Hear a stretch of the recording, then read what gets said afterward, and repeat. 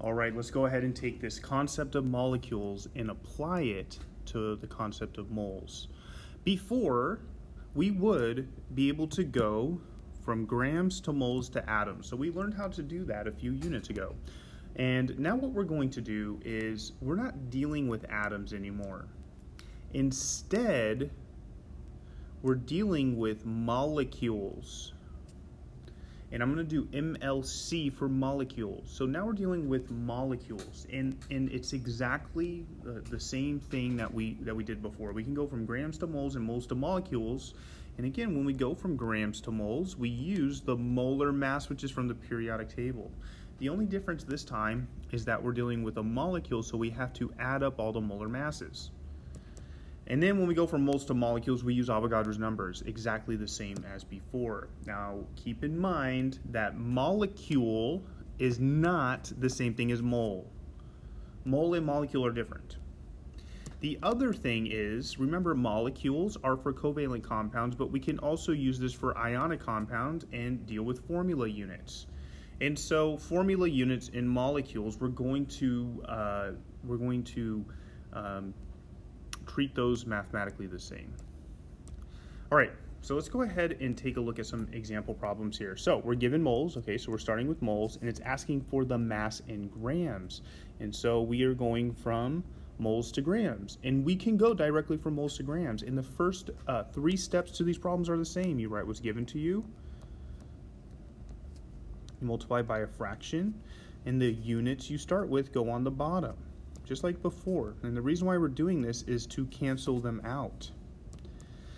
And we're going to go from moles to grams. And what always goes in front of moles? A 1. And then what do we use when we go between moles and grams? We use the molar mass from the periodic table. But what are we getting the molar mass of? We're getting the molar mass of silicon dioxide. So to get the molar mass of silicon dioxide, we have to figure out what the formula is. Well, it's a covalent compound, so the formula actually tells us that it's silicon, which is Si, and then dioxide, which means we have 2 oxygens. Now, when you look at your periodic table, I'm going to do this off to the side here. When you look at the periodic table, you'll see here's oxygen 15.999, and here is silicon 28.086. We have 1 of these, we have 2 of these. And what you end up with is you end up with 60.084 grams per mole. That is the molar mass of silicon dioxide. Because again, we have 1 silicon and 2 oxygens. We just find the molar masses and add them together.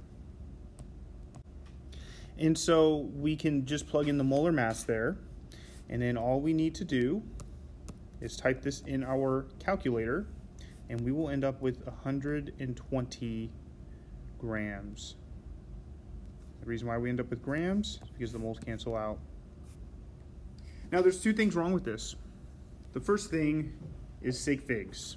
If you take a look, that's 3 sig figs, so the answer should have 3 sig figs. So how do we make this have 3 sig figs? Well, how do we make this 0 significant? We make it significant by adding a decimal. And then the other thing too is, and I know I'm running out of space here, but it's not just grams, it's grams of what? It's grams of silicon dioxide. So make sure that you're adding that part in there. All right, let's go ahead and do this next one. This one's giving us grams, and it's asking for molecules. And again, molecules are different than moles. So now we're starting with grams, and we're going to molecules. So we need to go all the way from grams to molecules, but can we go directly between grams and molecules? The answer is no. We have to go from grams to moles first, and then we go moles to molecules. And so this is going to be a 2-fraction problem. So step 1, write what's given to you. We have 150.21 grams. We multiply by a fraction, and the units you start with go on the bottom. And we're going to go from grams to moles. Now, we don't want moles, so the grams cancel out. We're left with moles. We don't want moles, we want molecules. Again, that's different than moles. So we're going to have to multiply by another fraction, and we're going to end up taking this and putting it on the bottom to cancel it out. And we're going to go from moles to molecules. The moles cancel out, and we're left with molecules. So again, this is No different than what we've been doing before. The only difference is we're using a different word. We're using molecule instead of atoms. And then for the molar mass, we just have to add up the molar mass in the compound. So 1 always goes in front of moles. Avogadro's number goes in front of molecule, because when we go from moles to molecules, we use Avogadro's number. And then we use the molar mass here, which happens to be the same substance as the problem before, so it's 60.084. And we just type this in our calculator. And when we type that in our calculator, we get 1.505 times 10 to the 24.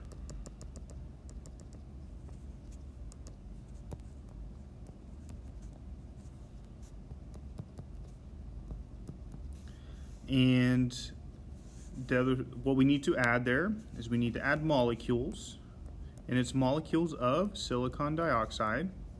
The other thing too is we start with 5 sig figs, so we need to end with 5 sig figs. So how do we make this become 5 sig figs? By adding a 0. And now it has 5 sig figs. And then we also need to box it, and then we need to do a smiley face because we're happy to be back at moles. Let's go ahead and talk about this next one. So again, we can go from grams to moles to atoms. That's what we talked about before, but we're no longer doing atoms. We are doing molecules. And it's how many grams are in 2.4 times 10 to the 24 formula units as calcium phosphide. Now, I told you before that formula units and molecules are similar. So when you see formula units, you treat them like molecules, all right? So they are different. We'll talk about the differences in a future unit. But anyways, we're starting with formula units. So if we treat formula units like molecules, that means we're starting here. Because again, formula units and molecules, we mathematically treat the same. And it's asking for grams. So again, we cannot go directly between the two, but rather we need to first go to moles, and then we need to go to grams. So we got 2.40 times 10 to the 24 formula units. Formula units go on the bottom. And again, formula units are like molecules, so we're going to go from formula units to moles. And then those cancel out. We're left with moles. We put moles on the bottom here, and we're going to go from moles to grams. A 1 always goes in front of moles.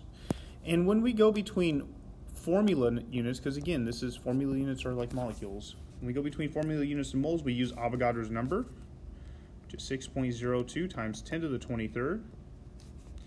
And then when we go between grams and moles, we use the molar mass from the periodic table. But what is the molar mass? Well, we have to first figure out what is this formula. So we have to figure out the formula of calcium phosphide. And the way we do that is this is an ionic compound. So it's not like this over here, which is a covalent compound where it tells us how many of each.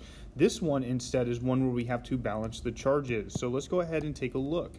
Calcium is right here, which has a 2 plus. And then if we take a look, this is phosphide. It ends in an IDE with a D. So that means that it is going to be a monatomic ion on the periodic table. If it were to end in ite or ate with a T, that's going to be a polyatomic ion that you have to look on your polyatomic ion list for.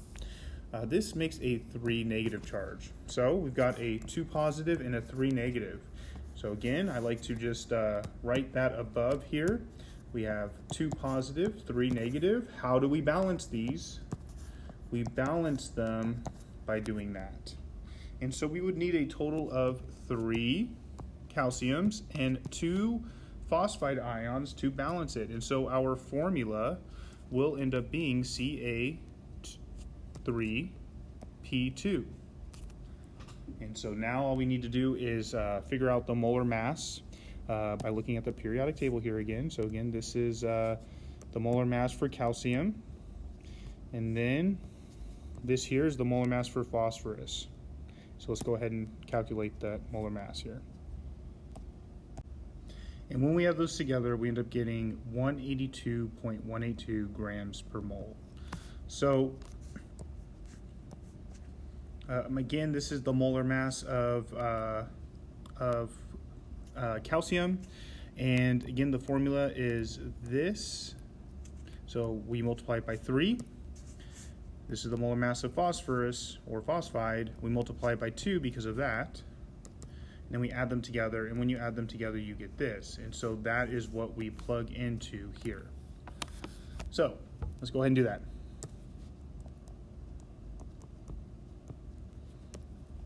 Now all we need to do is type that into our calculator.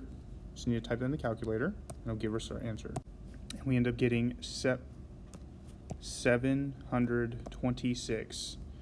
And that is the correct answer with sig figs. The only thing we need to do is put grams, and not just grams, but grams of what? Grams of calcium phosphide. So we want to start practicing putting that compound there.